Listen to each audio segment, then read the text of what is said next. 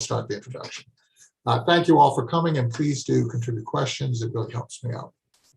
So let's get this show on the road.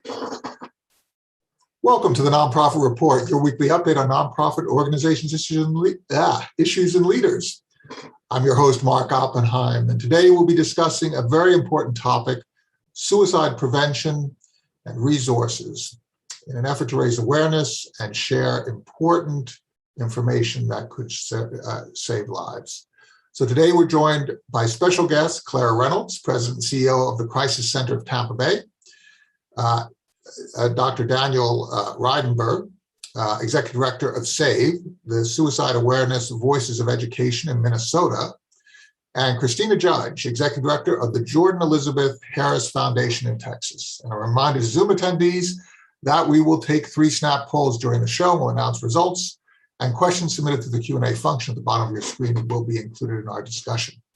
So thank you all for joining us, and let's open the discussion with a warning for anyone who has attempted or knows someone who has attempted suicide. We will be discussing how people come to consider suicide, prevention resources, and we'll talk frankly about what we can all do to see distress and help those we love. If you'd like to leave this virtual room, we understand, and you have our support. So we all need emotional support, particularly when times get rough, and we all need a helping hand to heal. We've gone through this COVID pandemic, and this has just been so traumatizing on so many different levels. Let's talk about distress, how people come to consider suicide, and overcoming the stigma of needing help. Clara, could you please describe how clients and their families come to you? Absolutely, and thank you all so much for allowing me the opportunity to be here. And sorry, I had a few technological issues. So the Crisis Center of Tampa Bay is located in Tampa, Florida. And so individuals come to us through the National Suicide Prevention Helpline, that 1-800-273-TALK. If you call that line in Tampa, Florida, you will actually reach our center. We also take overflow calls from around the country. So we certainly have seen our fair share of individuals, like I said, across the country.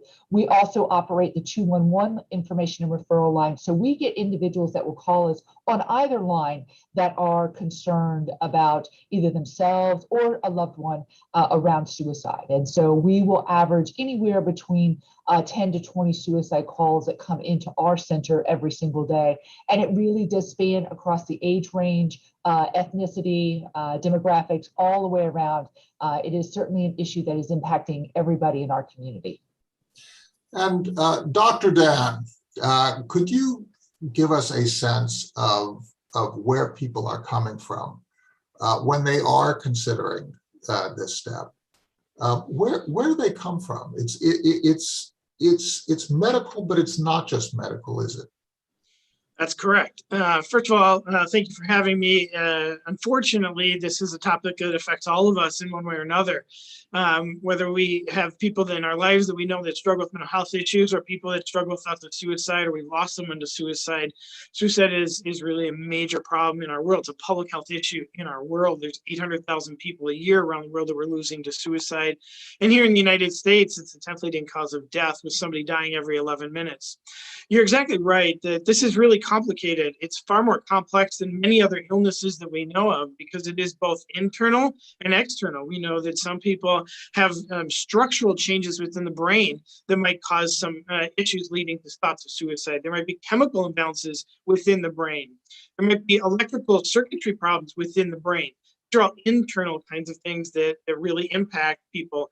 Even during adolescence, when hormonal changes happen for young people, we see changes within the body and within the brain that can lead to thoughts of suicide and mental health issues. At the same time, it's not just that. It also includes these external stressors and pressures.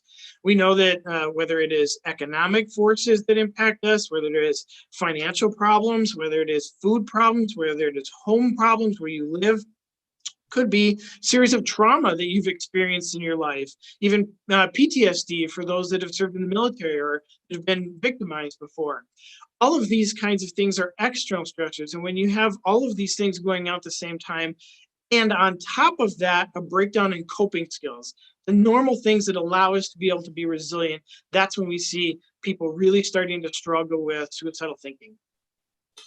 I've experienced suicide from the point of view of people with real conditions, of life-ending conditions and pain, emotional trauma, bipolar disorder, all sorts of family issues, all sorts of different directions that this can come from. When you think about this, Christine, when somebody comes through your door, you don't know where they're coming from. You don't know what their personal life is. How do your people get those who have these thoughts to unpack? How do your people share their own experiences and through empathy create a connection when somebody is so close to this type of a step? Well, so I'm with the Jordan Elizabeth Harris Foundation. Jordan Harris is our legacy namesake. She took her life in 2012, shortly after being diagnosed with depression. So our focus with our agency is education and training. So we don't provide clinical services or emergency crisis services. So what we see, and we have a school-based program, but it's a national model called Hope Squad. And the Hope Squad uses a peer-to-peer model, a concept. And so we have 89 schools here in North Texas that are using the Hope Squad suicide prevention model, which translates to about 81,000 students that we serve every year. So what we're seeing specifically with our youth-based program is that we saw suicide attempts double from the spring to the fall, but we did not see an increase in student suicides. So what does that mean? Does that mean that the students are getting help sooner than they're actually following through with completions? We're also seeing domestic violence as a big factor associated with the students' suicidal ideation. So in the past 2 years, 1,200 students have been referred, suicidal students have been referred for help in the Hope Squad schools that we serve here in North Texas. So let's talk a little bit about where people are coming from and the age groups that are affected. Can we just unpack some of the demographics surrounding suicides, and in two ways? First, who is coming in, the age groups, the ethnic groups, the income levels, and so on. Who is confronting these issues, and then also how that works its way through when suicide occurs. How can we prevent suicide by placing the means for suicide more distant to the person having these thoughts? Dan, could you just sort of describe how you see the breakdown of people who are having these issues? Absolutely. And unfortunately, it's really throughout the lifespan. We have kids as young as 5, 6, 7 years of age that are thinking about and actually attempting and dying by suicide. Now, it's a small number compared to all the rest of the groups, but it actually hits in adolescence. We have our first spike around 12, 13, 14. The major spike hits right after high school, 18, 19, 20, just as kids leave home, go to college for the first time. And then if we look at the numbers, the data from the CDC, the largest numbers of people in this country that are dying by suicide are adults. They're actually middle-aged adults, 25 to 54. Tragically, however, we also have seniors that are dying by suicide. If we look at rates, that's how the government looks at rates of death. Death per 100,000 people. Seniors have the highest rates of suicide. So it cuts across the lifespan. In terms of race and other demographics, in this country, it is primarily a white Caucasian tragedy. However, we do know, so the majority of people that are dying are white. However, we know that we've seen increases recently among African-American males. African-American females have stayed relatively low for many, many years, but African-American male suicides is increasing, particularly young people. And if we look at Native Americans, culturally, they have the highest rates of suicide. There's almost double the general population. In the LGBTQ population, we don't actually know deaths by suicide is increasing. The data isn't captured for that yet, but we know that they attempt more and they think about suicide more. So this is really cutting across males and females. Males die 3 times as often. Females attempt 4 times as often. So we know gender, race, across the country. We know where people live makes a difference as well. Suicide occurs in more rural areas than it does in more urban areas, but it happens everywhere and across every group. We know that about 30,000 people die by suicide through handguns every year. What other means are there to enact these very dire thoughts? Clara, could you enlighten us?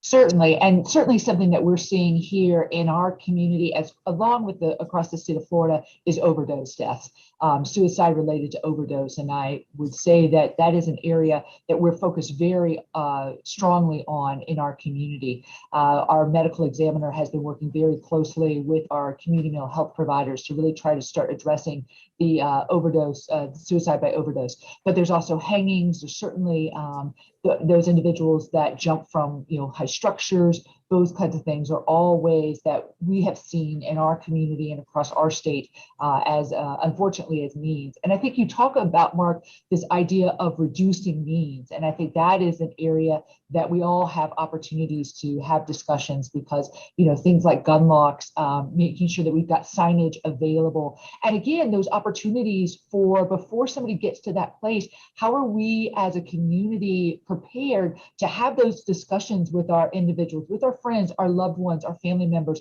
that we see that are struggling and feeling comfortable having those conversations, so that when you get to that, you never even get to that point of considering lethal means. So stigma seems to play an awful big role in keeping people from sharing their distress and from working through it. So when it seems that part of your program, Christina, is to eliminate the stigma, to bring this out into the open. Is that correct? Absolutely. One of the training platforms that we use is called QPR, Question, Persuade, Refer. It's an evidence-based training. The gatekeeper training takes about an hour. It gives people the basic skills and tools that they need to be able to help somebody who's struggling with thoughts of suicide. I think when someone is actively faced with someone who's suicidal and they don't have any kind of training or information, the first thing that they feel is fear. Fear that they're not going to know what to say, fear that they're going to say something insensitive. And what the QPR training does is it helps people move through that process, making sure that they ask questions in a non-judgmental manner, making sure that they persuade the person, I care about you, I'm listening to you, I want you to be safe. And then the referral process is also very important too. At what stage, being able to determine that information, if somebody's actively suicidal, what is the next stage? Do they need immediate help? Do we need to call an ambulance? Do we need to call a family member that can come and help them? So all of these are really important skills to have in terms of the training that we provide. I'd be very interested in talking about the role of medication and drugs, because drugs are means for suicide. They can also be used to help people get over that period of time. I took a combination of drugs that were prescribed by one doctor, and it was basically a muscle relaxant and painkillers. And all of a sudden, my thoughts took a very dark turn. So it's a really double-edged sword. Dan, when you look at the use of drugs in this environment, how do medical professionals who are prescribing these drugs think about those prescriptions and the downstream impacts of prescribing different approaches to help to create those chemical rebalances, but also to avoid dangers in the future? Yeah, it's a great question. It's a tricky question. Medical professionals are looking at symptoms. Where are the symptoms? Because the symptoms are leading to the diagnosis. And in diagnostic categories, you have antidepressants, you have anti-anxiety medications, you have neuroleptics, which work with thought disorders like schizophrenia type illnesses. So really what the prescribers are looking at are what are the symptoms going on? Or is somebody hearing voices, hallucinating, delusional, then they need a neuroleptic. If they're struggling with depression, for example, Is their appetite off? Is their energy off? Because some of the medications do more to boost energy. Some of them help with sleep a little bit better. Some actually help you sleep more because you're not sleeping. And depression has all of those symptoms to it. It really varies for people. So unfortunately, what that sounds like, and actually is in reality, is a bit of trial and error for people. Prescribers need to work with not only the type of medication and the brand of medication, but the dose of medication. And sometimes it's combining medications to work best for people based on what symptoms that they're having to get them through that. And as you mentioned, the real problem here is that we do know a very, very small number of people. It's less than 2% of people, actually, if you look at the studies around the world. And actually, the studies that were done, they created what's called this black box label. That's the warning label around antidepressants that could increase risk of thoughts of suicide. And none of the studies around the world did anybody die by suicide. So that's really important for people to understand. That doesn't mean, however, that there weren't increases in some people thinking about suicide, as you mentioned. We have different medicines. Heart medications actually mimic depression and create feelings of depression. Some muscle relaxants do exactly what you're talking about. This is where the healthcare professionals, the doctors, the nurses, the psychologists that are working as a treatment team need to assess what's happening within that particular body, because everybody's different. These medications are developed broad-based, but everybody's system is different. And look at what the potential side effects are and monitor those in the dosing.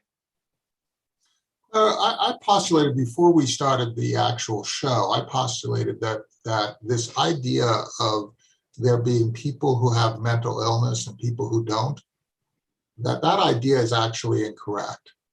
That we all have mental illness, if you're going to place it that way. It's part of the human condition. We all suffer stress, ups and downs, depression.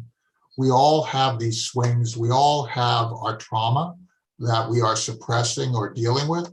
We're all involved in this game, and we can all at any time, at any phase in our life, for whatever reason, have these downturns. How do you think about this whole idea of mental illness? Because I think that if we categorize people all of a sudden, and we actually create stigma, and part of this issue is that even to talk about this, we have to categorize, right, Dan? I mean, we have to place a name at it, but as soon as we place a name at it, we create stigma.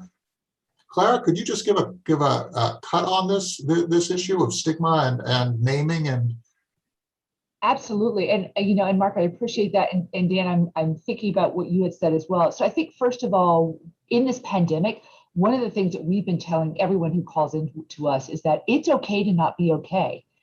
This pandemic has created a situation that none of us have ever faced. And if it was just the pandemic itself, that would be one thing. But then you add political unrest, you add social unrest. In my community, probably Christine, for you as well, you've got all of the storms and various weather-related events. So you've got a lot of individuals that are struggling, many for the very first time. And some of the folks who have called us, as a matter of fact, have said, you know what, I didn't really believe in this thing called mental health. I just thought that person was just weak, or that was person somebody else. Yeah, exactly. Suck it up, Buttercup was a lot of what people had perceived.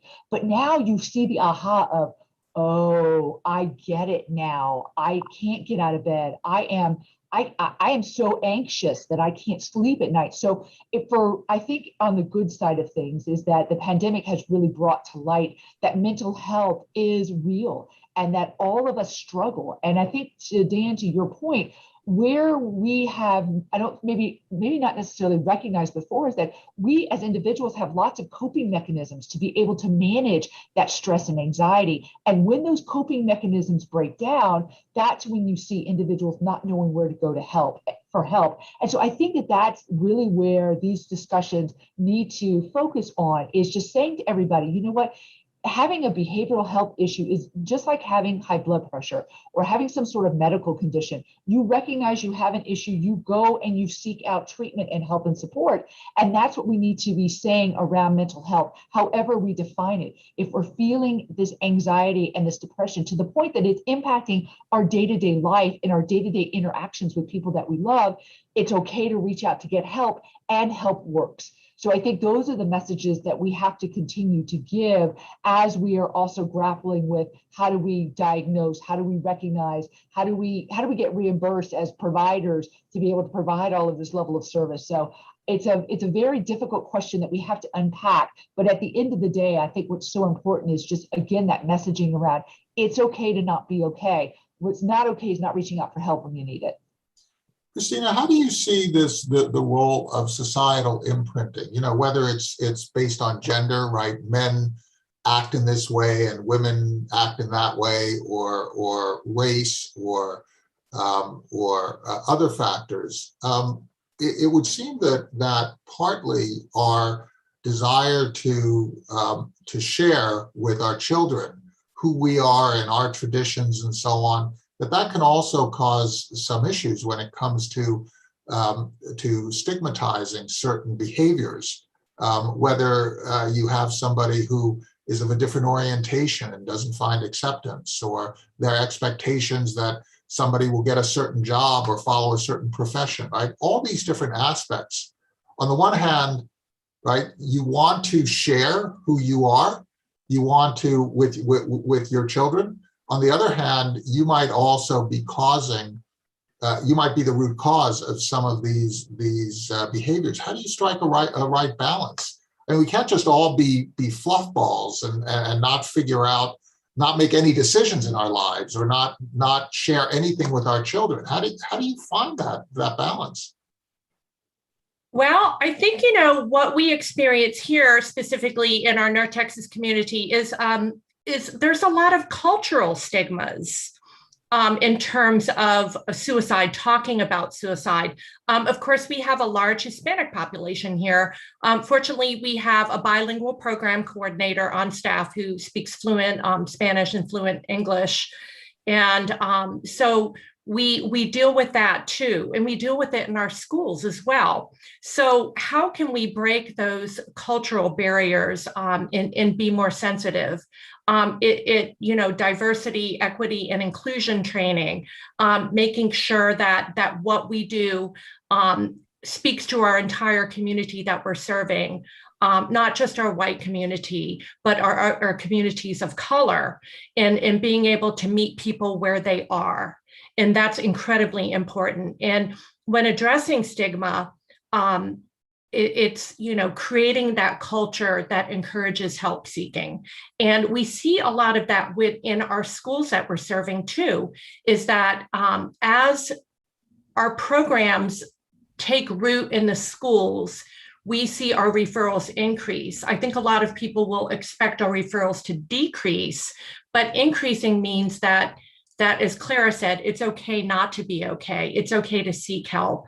It's just this big picture of reducing stigma. And as I said, meeting people where they are culturally.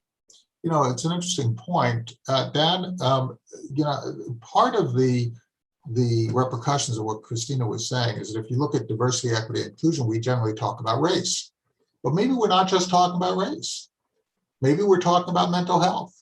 Maybe we're talking about a whole bunch of other things that really is about empathy and listening and sort of respectful interactions across barriers of age, circumstance, and so on.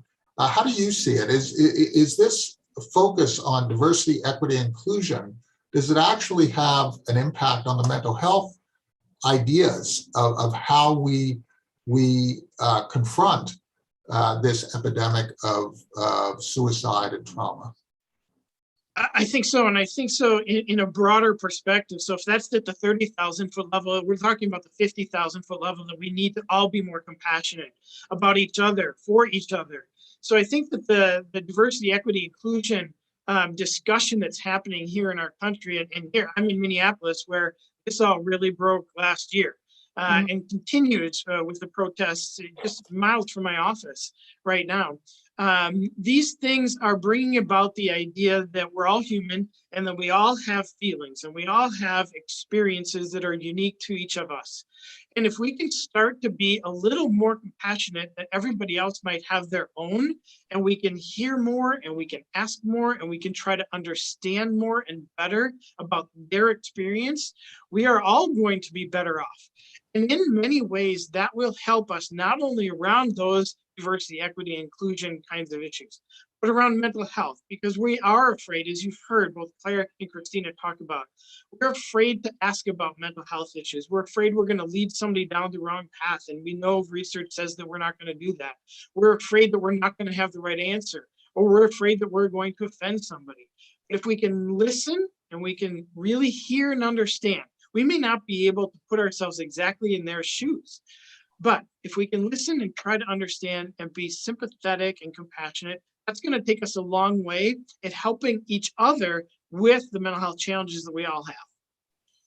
No, we just completed 2 polls. One was, do people attending the Zoom part of this call know anyone who was considered suicide? And 82% said yes, they did. And then when we asked, how do you personally view the problem of suicide? And we went from not a problem to an all hands on deck issue. We had 42% said a problem that can be solved with strong support. There are a lot of resources to help people. And an even more extreme view was sort of an all hands on deck health issue. I mean, that's sort of where people were skewing. So there's a recognition that this is becoming top of mind for individuals. Let's talk about the actions that we can take to improve situations, both on the preventive side, but also on the intervention side. Let's talk about the latter first. I'm very concerned about the prevalence of handguns, not from a rights point of view. I think everybody should have the right to have, any law-abiding citizen should have the right to have handguns, but there is a public health issue with so many people committing suicide using handguns and self-harm. How do you all see this idea of taking the means, whether it's drugs or handguns or other means, and placing it more distant from the person who might have these issues? And Christina, I'm going to start with you, since you're in Texas and there have been laws to loosen up availability of handguns. I don't want to get into the politics of it. Sure. I'm really talking about this from a health perspective. Well, all of this has to do with access to lethal means. And when we say access to lethal means, we know specifically here in Texas that 61% of all suicides are as a result of firearms. 61%? 61%. So what we want to stress in our trainings and our educations is, being able to remove that access to lethal means. When you're talking to somebody who's actively suicidal, asking that question, do you have a plan? Yes, I have a plan. I have a gun. I care about you, and I want to remove that gun. For parents, it's making sure that their firearms are secured, that children cannot access them. Even over-the-counter drugs. We talk about prescription medications, but over-the-counter drugs, a child can take a handful of Advil and a handful of Tylenol and can die, a suicidal child. Making sure that those harmless, quote unquote, harmless over-the-counter drugs are secured, because when they're taken with direction, they're basically harmless. But in the hands of a suicidal child, they can be lethal. So a lot of that has to do with access to lethal means. Dan, how do we deal with that? I mean, we can't outlaw Advil. We can't outlaw Tylenol, can we? I mean, how do we deal with that? Education. Yes, I think she's right. Education is really critically important. We need to educate parents, and we need to educate youth about safe storage of medications and what to do if they are worried about their friend who might take something that they can get access to over the counter, that they should tell somebody. They shouldn't keep that a secret. That's the educational realm of it. But in other countries, over in Europe, Tylenol is called paracetamol. There are other countries that have restricted access to paracetamol or Tylenol. There are countries that have restricted access to charcoal that you can buy over the counter. We use it for grilling out. People around the world actually die mostly in the method by using pesticides and by charcoal. So yes, we can use laws and legislation, and we can use education, but we can use just simple means restriction about who might be purchasing some of these things and where they purchase them from. Even they might steal them from local stores. So there's a lot of things that we can do around those areas that can really make a significant difference. Even when it comes to the firearms, keeping our ammunition separate from the firearm itself makes a difference. And all of this has to do with the issue, as you've heard, about access. When somebody is acutely or imminently suicidal, there's a sense of impulsivity that happens for them. And the easier the access, the quicker the access, and the access that the person believes is going to be the one that is going to affect the outcome, it is going to create the resolution to the pain. That's what they're looking for. And in this country, it's a firearm. If we can keep them safe, locked up, keep ammunition separate, we don't find means substitution, meaning we don't find somebody going and looking for another way to do that. Same is true around bridge barriers. If there's a bridge where somebody is jumping from, or multiple people jump from, if a barrier is put up, we don't see them going to another bridge. So there are many public health approaches we can take. There's structural changes that we can take that can actually do a lot to save more people's lives. We just completed another poll, and Christina, I'd love for you to comment on that. We asked, do sufficient resources exist to help people who feel suicidal? 20% said yes, 40% said somewhat, and 40% said no. How do you see, in terms of the resources that we dedicated to preventing suicide and to treating people who are in distress? Do you feel like we have enough resources? Is this a matter of having enough resources but requiring education, or do we actually need to have further investment in these fields? Well, I do know that 65% of the communities here in Texas report that they don't have enough mental health resources. And I think that is, when we get through that stage of being able to refer somebody for help, that's a huge piece. I have parents calling me all the time looking for adolescent beds in our community. The wait, when you have to wait days, it's days, it's critical. Those days are critical. There's a shortage of mental health counselors. I mean, we really need to ramp up our trainings and get more people into these fields trained to be able to provide that important piece. Because we're non-clinical, a huge portion of what we do at the Jordan Elizabeth Harris Foundation is resource and referral. And it's so important to have those resources available and not have to deal with the shortage in our communities. And Clara, what is the picture from Tampa?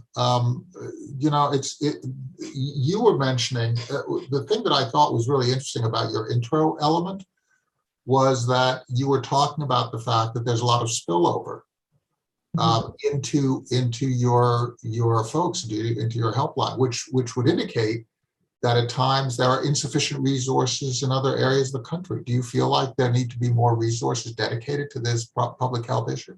No question. This is the number one preventable public health issue. It's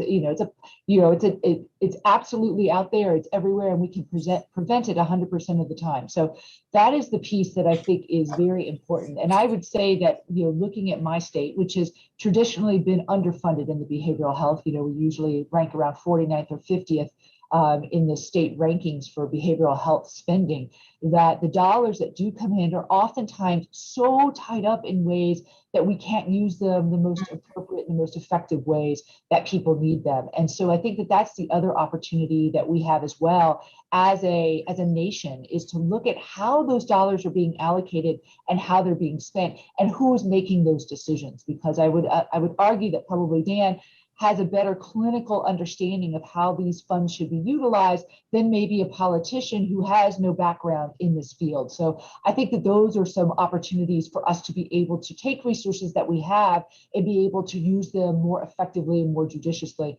And then again, back to Christina's point, what we're seeing right now is that in our community, you're looking at 6 to 12 weeks wait to get in to see somebody. So from the time somebody is calling in crisis to the time they can get to a provider, that's a long period of time. And so being able to provide that bridge we call it care coordination, to be able to have somebody that can continue to follow up with you, check in on you. If you created a safety plan, helping that make sure that safety plan is still working while you're waiting to get access to those resources. We have a huge shortage in this behavioral health space, and I would argue that we're only seeing the tip of this pandemic, this behavioral health tsunami that is coming our way. Because once schools fully open, once employers and employees are back together in the same environment, we are going to see an escalation of behavioral health issues to the likes that we haven't seen, and we're not prepared as a behavioral health community. I think telehealth has come a long way, but that cannot be seen as the only access or resource to behavioral health. It really needs to be a continuum. So, Mark, I answered that question probably bigger than you wanted. The resources, we need to make the resources more flexible. The regulations need to be changed to recognize what we are dealing with as behavioral health professionals, and we need more.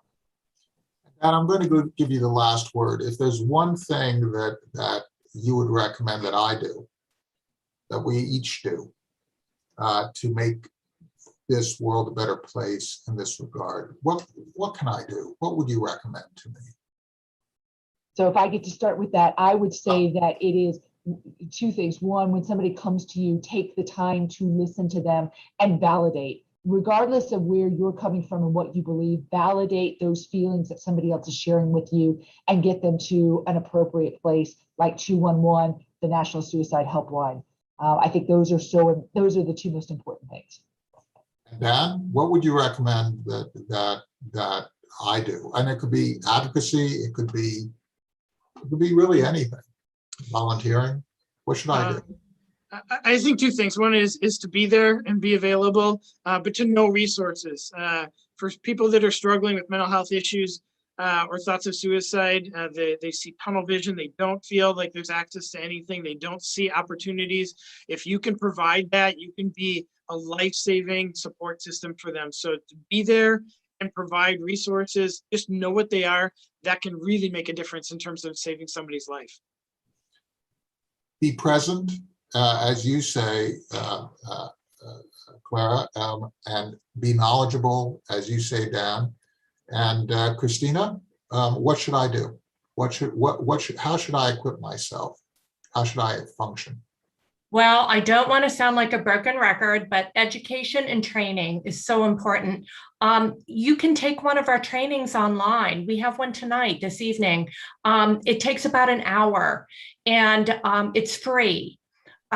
So, I encourage people wholeheartedly to continue their journey in learning more about suicide prevention, but the QPR Gatekeeper training is very attractive because it doesn't take days, it takes an hour, and it gives you the basic skills and tools that you need to be able to save a life from suicide.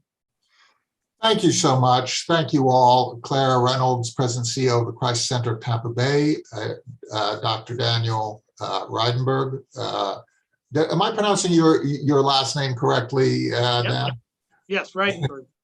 Great. Executive Director of SAVE, Suicide Awareness, Voices of Education in Minnesota, and Christina Judge, Executive Director of the Jordan Elizabeth Harris Foundation in Texas.